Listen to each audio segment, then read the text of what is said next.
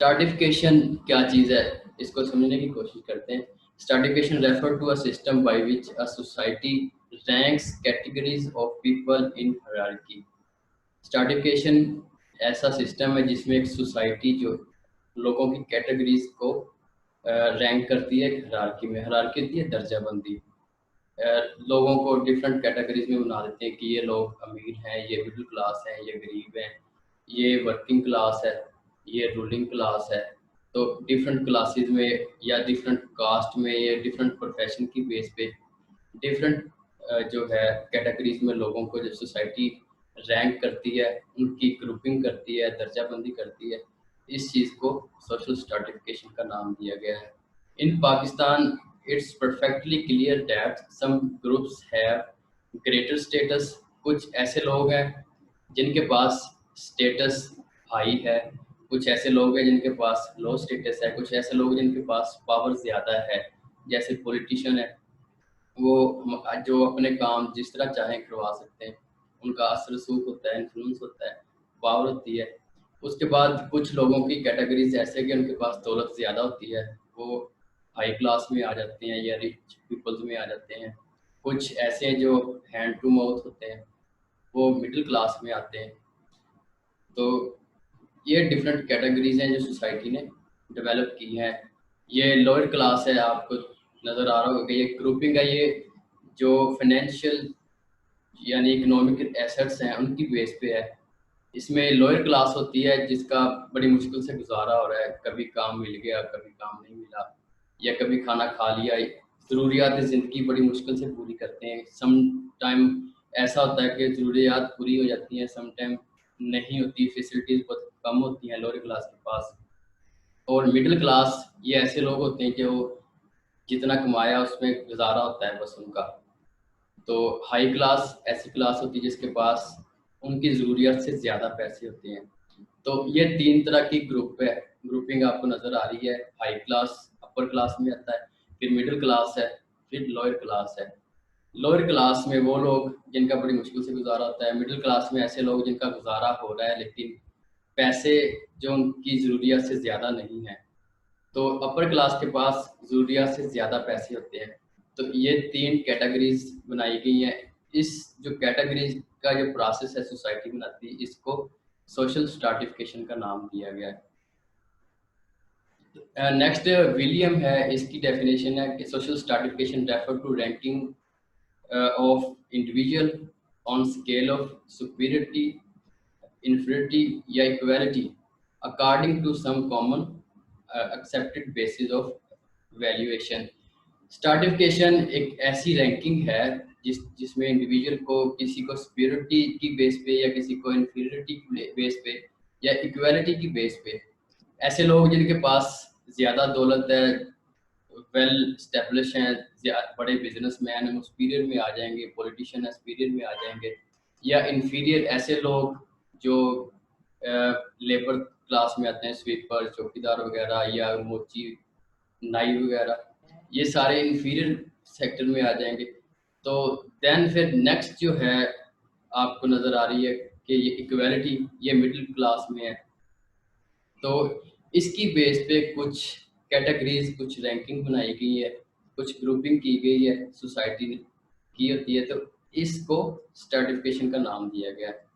फिर social stratification is a system by which a society ranks categories of people in hierarchy. ये John James शॉनस की है कि social stratification एक system है जिसमें सोसाइटी डिफरेंट लोगों की जो कैटेगरीज है उसको हायरार्की यानी दर्जाबंदी में अप्स एंड डाउन या मिडल रेंज में डिफरेंट कैटेगरीज या डिफरेंट हायरार्की में डिफरेंट ग्रुपों में डालती है। ये मिडिल क्लास है, ये लोअर क्लास है, ये अपर क्लास है। तो इस जो प्रोसेस को, इस जो रैंकिंग को जॉन जेम्स जोन्स कहता है कि सोशल स्ट्रैटिफिकेशन का नाम दिया गया है। 10 टाइप्स है सोशल स्ट्रैटिफिकेशन की कि ये ऑल ओवर द वर्ल्ड है कि दुनिया में जो स्ट्रैटिफिकेशन मोस्टली किस बेस पे होती है। पहले नंबर पे आती है कास्ट। कास्ट की बेस पे स्ट्रैटिफिकेशन होती है। दूसरे नंबर पे क्लास है। क्लास में ये रिच क्लास आ गई, अपर क्लास आ गई, तो मिडिल क्लास आ गई, उसके बाद लोअर क्लास आ गई। फिर स्टेट, स्टेट होती है, इसके पास जो एसेट्स हैं, दौलत है, प्रॉपर्टी है या नकदी जो कैश है, ये स्टेट में आता है। स्टेट की बेस पे डिफरेंट कैटेगरीज हैं। तो और नेक्स्ट है फिर स्लेवरी, यानी जो गुलाम होते हैं, उसकी बेस पे स्ट्रैटिफिकेशन, ये ऑल ओवर दी वर्ल्ड देखा जाता है। इसको वन बाय वन देख लेते हैं। Caste system. कास्ट क्या चीज़ है? Caste is a permanent group having its status ascribed as birth. आपने स्टेटस में पढ़ा होगा अस्क्राइब और अचीव स्टेटस। अस्क्राइब स्टेटस वो होता है कि जो पैदा होते ही वालिदैन की तरफ से या सोसाइटी आपको बिना कुछ मेहनत के या बिना कुछ स्ट्रगल किए आपको एक स्टेटस दे देती है। तो कास्ट एक ऐसी कैटेगरी है, ऐसे एक ग्रुपिंग है जिसमें स्क्राइब बेस पे, जैसे कि बच्चा पैदा होता है जिस कास्ट से उसके पेरेंट्स बिलोंग करते हैं, उसको उसी कास्ट से जाना जाता है। तो ये स्क्राइब एक स्टेटस है कास्ट, जो बर्थ पे हर बच्चे को मिलता है। अगर कोई बच्चा किसी मलक कास्ट में है, मलक फैमिली में पैदा हुआ तो वो मलक होगा। कोई राजपूत फैमिली में पैदा हुआ है वो राजपूत कहलाएगा। कोई जट फैमिली में पैदा हुआ तो वो जट कहलाएगा। तो ये परमानेंट मेंबरशिप है, कास्ट चेंज नहीं हो सकती कभी भी। तो ये जो कास्ट एक दफ़ा अलॉट कर दी जाती है सोसाइटी की तरफ से, हमेशा से वही कास्ट चलती है, उसी कास्ट से पहचाना जाता है। It's membership is unchanging. वही बात आ गई कि इसकी जो मेंबरशिप है वो चेंज नहीं होती।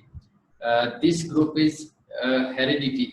हेरिडिटी वो चीज़ होती है जो आपको विरासत में मिलती है पेरेंट्स की वजह से।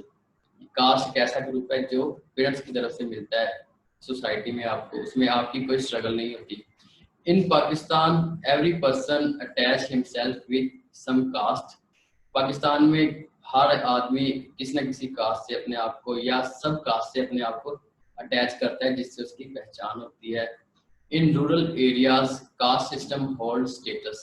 रूरल एरियाज में जो कास्ट सिस्टम है वो स्टेटस होल्ड करता है। जो कोई राजपूत है उसको राणा साहब, कोई जट साहब है, कोई चौधरी है, कोई मेयर साहब है, तो इस तरह से उसको मुखातब किया जाता है। ये एक स्टेटस है जिससे उसकी पहचान होती है।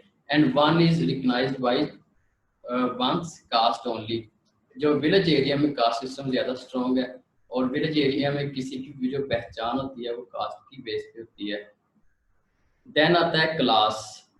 क्लास क्या चीज़ है? Class is group of people having more और लेस इक्वल इकोनॉमिक रिसोर्सेज।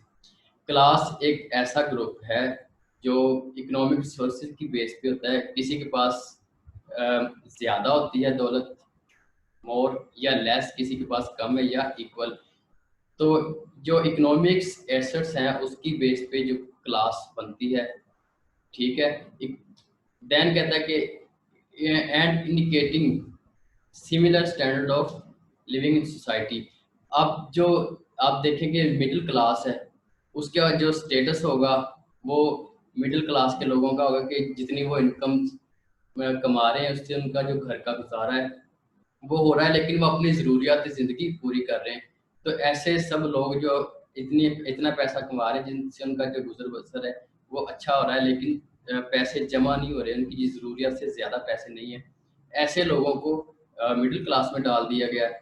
तो ये सिमिलर जो है इनके स्टैंडर्ड्स हैं मिडिल क्लास की। जो हाई क्लास है उसके स्टैंडर्ड्स ज़्यादा हाई होंगे, उनके पास ज़्यादा लग्जरीज होंगी, ज़्यादा अच्छा घर होगा। तो जो लोअर स्टैंडर्ड के लोग होंगे या पुअर होंगे, वो उनका स्टैंडर्ड सिमिलर होगा कि वो हैंड टू माउथ या उससे भी वर्स कंडीशन होगी। कभी काम मिल गया, कभी काम नहीं मिला। अगर काम मिला भी तो उसकी जो इनकम है वो इतनी करती है कि उनका गुजारा बहुत मुश्किल से होता है। तो सिमिलर स्टैंडर्ड की बेस पे क्लास डेवलप होती है।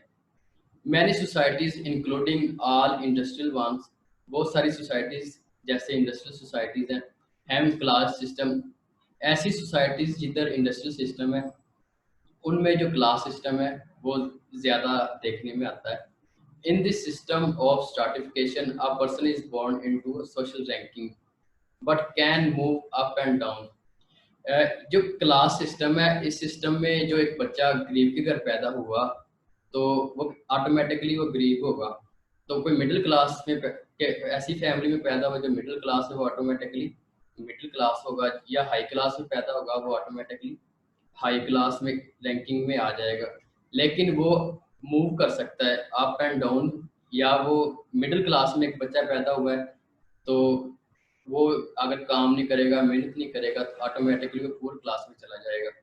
ऐसा बच्चा जो ज़्यादा मेहनत करेगा, स्ट्रगल करेगा, वो हाई क्लास में भी जा सकता है। तो वो कहता है कि जो क्लास की रैंकिंग है, इसमें जो बच्चा है किसी भी फैमिली में पैदा हुआ वो मूव कर सकता है अप या डाउन, गरीब भी हो सकता है, अमीर भी हो सकता है, या एक ऐसा बच्चा जो पुअर क्लास में पैदा हुआ है वो मिडिल क्लास में मूव कर सकता है मेहनत करके पैसा कमाने के बाद। जो मिडिल क्लास में ऐसे बच्चे जो नशा वगैरह करने लग जाएं या बिजनेस में लॉस हो गया किसी वजह से, तो वो पुअर क्लास में मूव कर सकते हैं जब उनके हालात बुरे होते हैं। तो वो कहता है कि जो क्लास सिस्टम है इसमें जो आदमी या बच्चा है वो अपनी मेहनत की बेस पे अप एंड डाउन मूव कर सकता है, लेकिन जो कास्ट सिस्टम है उसमें ऐसा नहीं होता। लेकिन जो स्लेव सिस्टम है, यानी जो गुलाम होता है, उसके पास चॉइस नहीं होती कि वो अप्स एंड डाउन मूव कर दे। तो ये क्लास है। देन जो क्लासेस हैं उनको डिफरेंट कैटेगरीज में डिवाइड किया गया है। तो इसमें मेन जो क्लासेस हैं वो तीन ही हैं, अपर क्लास है, मिडिल क्लास है और लोअर क्लास है। लेकिन इसको मजीद सब कैटेगरीज में डिवाइड किया जाता है समझने के लिए। जो अपर क्लास है उसमें अपर अपर क्लास उसकी सब कैटेगरी है, और उसके बाद अपर मिडिल क्लास आती है, फिर अपर लोअर क्लास आती है। तो मिडिल क्लास में भी ऐसे मिडिल अपर क्लास उसकी सब कैटेगरीज है मिडिल क्लास की है। तो मिडिल मिडिल क्लास है और मिडिल लोअर क्लास। फिर लोअर क्लास की भी तीन सब कैटेगरीज आती हैं। इसको मज़ीद जान पहचान के लिए, मज़ीद इसको डिटेल में समझने के लिए, इसमें लोअर अपर क्लास है, लोअर मिडिल क्लास और लोअर लोअर क्लास, ये तीन सब कैटेगरीज क्लास में आती हैं। तो यहाँ तक किसी को अगर समझ नहीं आई तो काइंडली हैंड रेज करके या क्वेश्चन पूछ सकते हैं, फिर फर्दर मूव करें। शायद कोई क्वेश्चन पूछ रहा था या वैसे आवाज आई है। चले नेक्स्ट चलते हैं फिर, अगर क्वेश्चन नहीं है तो। नेक्स्ट आता है state system. A state system of society provide another system of stratification। जो स्टेट सिस्टम है ये भी एक दर्जा बंदी है, स्टार्ट जो सोशल है स्ट्राटिफिकेशन, उसमें हेल्प करती है समझने के लिए या कैटेगरीज बनाने के लिए सोसाइटी के अंदर। स्टेट होती है कि क्या चीज़ है। An estate is everything comprising net worth. Estate में हर वो चीज़ आती है जिसमें एक तो नेटवर्थ होती है, जो आपके पास नकदी पैसा होता है, ऑफ एन इंडिविजुअल, कोई किसी भी एक आदमी के पास, इंक्लूडिंग ऑल लैंड, तमाम जो उसके पास जायदाद या ज़मीनें जो होती हैं। उसके अलावा रियल स्टेट या दूसरे जो उसके पास प्लॉट्स हैं, बंगले हैं, घर है, ये सारी चीज़ें। फिर जो उसका प्रोफेशन होता है, उसका बिजनेस या उसकी जॉब, वो भी स्टेट में आती है। फिर उसके बाद फाइनेंशियल सिक्योरिटीज़, ऐसी फाइनेंशियल सिक्योरिटीज़ में कि उसके पास कोई पैसा उसने बैंक में डिपॉजिट करवाया हुआ है, या उसके अलावा उसने किसी जगह पे इन्वेस्ट किया हुआ है, या जेवर की शेप में उसके पास फाइनेंशियल सिक्योरिटीज़ ने कुछ रखी हुई चीज़ें, वो सारी चीज़ें फाइनेंशियल सिक्योरिटीज़ भी स्टेट में आती है। इसके अलावा कैश, ये भी इस चीज़ में आता है। देन आता है अदर एसेट्स, दूसरे जो उसके एसेट्स हैं जिसमें उसके अगर जानवर हैं, गाड़ियां हैं, ये सारी चीज़ें भी इसमें स्टेट में आती हैं। Individual that the individual owns और हैज़ कंट्रोलिंग इंटरेस्ट इन। एक आदमी के पास हर वो चीज़ जो दौलत की शेप में है, जो उसकी जागीर की शेप में है, प्लॉट्स की शेप में है, या दूसरे एसेट की शेप में है, गाड़ियों की शेप में है, या नकदी पैसा है, जेवरात, सारी चीज़ें जिसका कोई मालिक है उसको स्टेट कहते हैं। जो स्टेट सिस्टम है ये भी हमें जो सोसाइटी के अंदर स्ट्राटिफिकेशन में हेल्प करता है और सिस्टम में अपना किरदार अदा कर रहा है। उसके बाद स्लेवरी आ गया। Slavery is any system in which principles of property law are applied to the people. Slavery एक ऐसा सिस्टम है जिसमें जो प्रॉपर्टी के रूल्स हैं, प्रॉपर्टी के लॉ हैं, वो एक इंसान के ऊपर अप्लाई होते हैं। तो allowing an individual to own, एक आदमी को अलाउ करते हैं कि वो किसी भी इंसान को ऑन कर सकता है, किसी का भी मालिक बन सकता है, उसको बाय कर सकता है, खरीद सकता है, या उसे सेल कर सकता है। टू अदर इंडिविजुअल या किसी दूसरे इंसान को। ठीक है, स्लेवरी एक ऐसी चीज है जिसमें कि जो ऐसे लॉ जो किसी प्रॉपर्टी के ऊपर, जैसे हम प्रॉपर्टी को खरीद सकते हैं, प्रॉपर्टी को जैसे चाहे इस्तेमाल कर सकते हैं, सेल कर सकते हैं, किसी को गिफ्ट भी कर सकते हैं, दे भी सकते हैं। हर वो जो कानून या प्रिंसिपल्स किसी की प्रॉपर्टी पे अप्लाई होते हैं, वैसे ही अगर वही रूल्स या वही सारी चीज़ें किसी अगर इंसान पे अप्लाई हो जाए, प्रॉपर्टी की जगह पे इंसान हो, तो इस चीज़ को स्लेवरी कहते हैं कि किसी इंसान को किसी ने खरीद लिया, वो उसका मालिक है, वो चाहे उसको सेल करे, चाहे किसी को गिफ्ट कर दे या उसको उससे काम करवाए, तो वो उसका जो जिसने खरीदा वो मालिक होता है, दूसरा गुलाम होता है। ऐसे सिस्टम को स्लेवरी सिस्टम कहते हैं।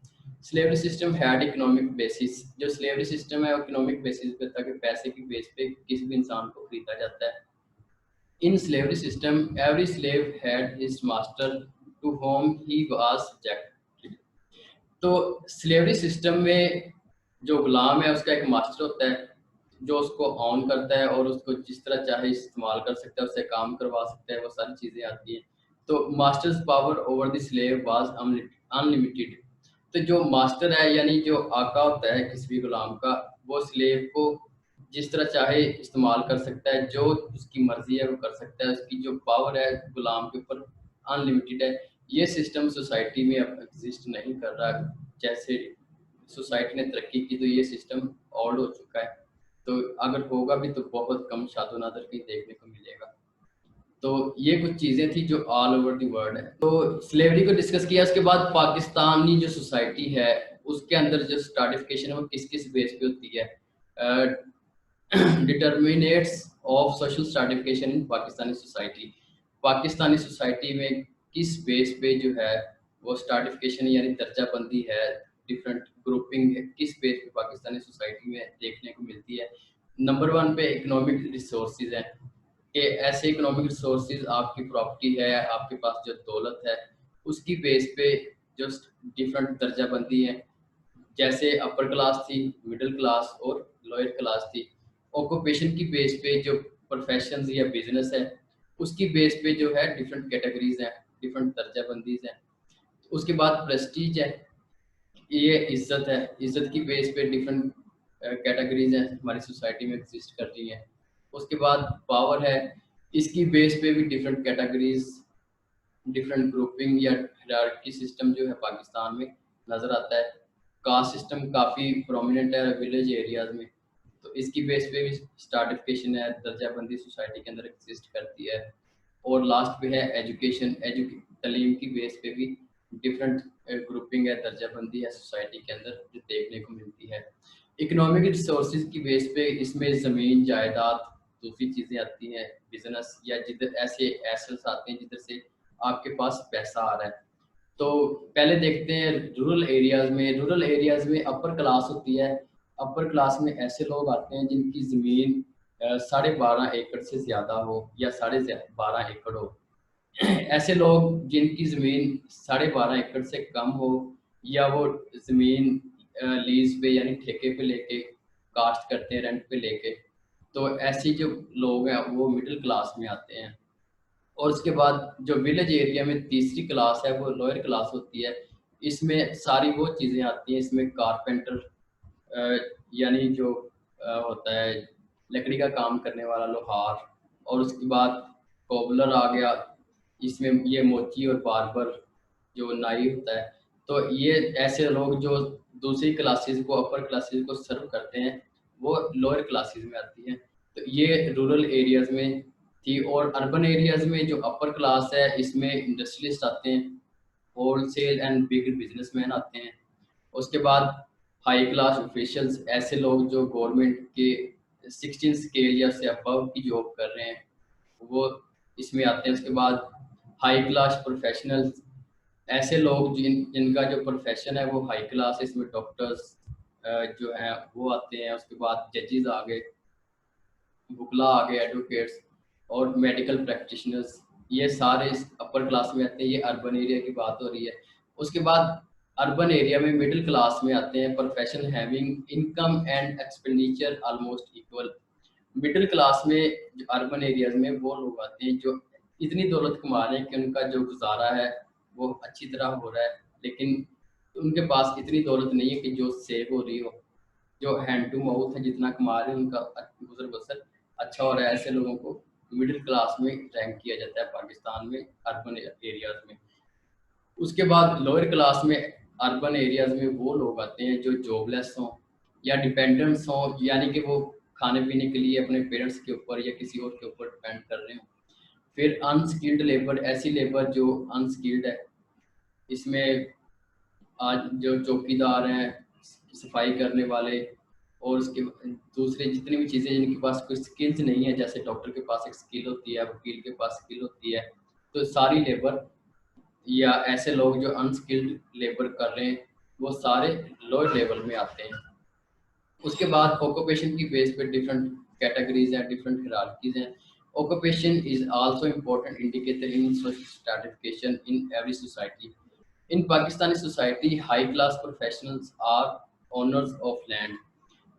पाकिस्तान में ऑक्यूपेशन की बेस पे जो हाई क्लास में लोग आ रहे हैं, वो ऐसे लोग हैं जिनके पास ज़मीन होती है, प्लॉट्स होते हैं, वो उसके ऑनर्स होते हैं।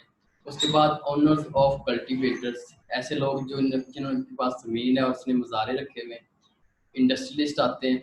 फिर बिग एंड होलसेल बिजनेसमैन, ये ऑक्यूपेशन की बेस में हाई क्लास में आ रहे हैं। उसके बाद high class government and semi government official, ऐसे लोग जो अच्छे पे स्केल पे, जिनका स्केल 16 से अबव है या 16 है, तो ये सारे हाई क्लास में ऑक्यूपेशन की बेस पे आते हैं।